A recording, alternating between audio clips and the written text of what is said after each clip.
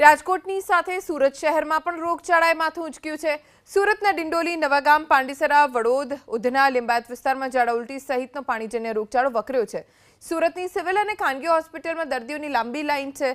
પાણીજન્ય રોગચાળો ઉનાળાના પ્રારંભે જ વકર્યો તો બીજી તરફ પાલિકાનું આરોગ્ય કેન્દ્ર નિંદ્રાધીન છે।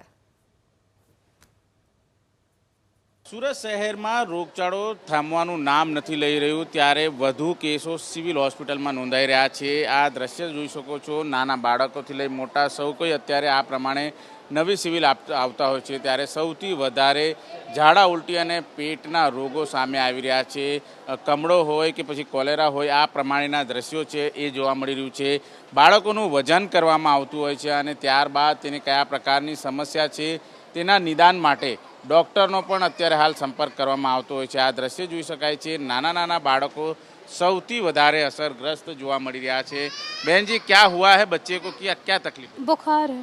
कितने दिन से बुखार है? 4-5 दिन से बस चढ़ जाता है बुखार और कुछ दिक्कत नहीं। पहले कहाँ दिखाया था? वहाँ पे यहीं पे दिखाया है। कौन से इलाके से? यही हॉस्पिटल में दिखाया है। कहाँ रहते हो? नवागांव डिंडोली। ડિંડોલી વિસ્તારના છે દ્રશ્ય જોઈ શકાય છે। શું થયું છે બાળકને? કમળો કેટલા સમયથી? 10-15 દિવસથી 15 દિવસથી શું કીધું ડૉક્ટરે? ડૉક્ટરે સારું કીધું।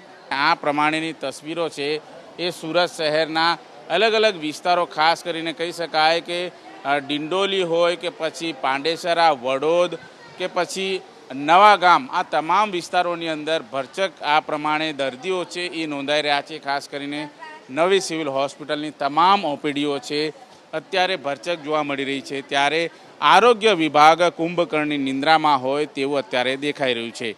કેમેરામેન રાકેશ પાણવાલા સાથે ધનરાજ બાગલે, એબીપી અસ્મિતા, સુરત।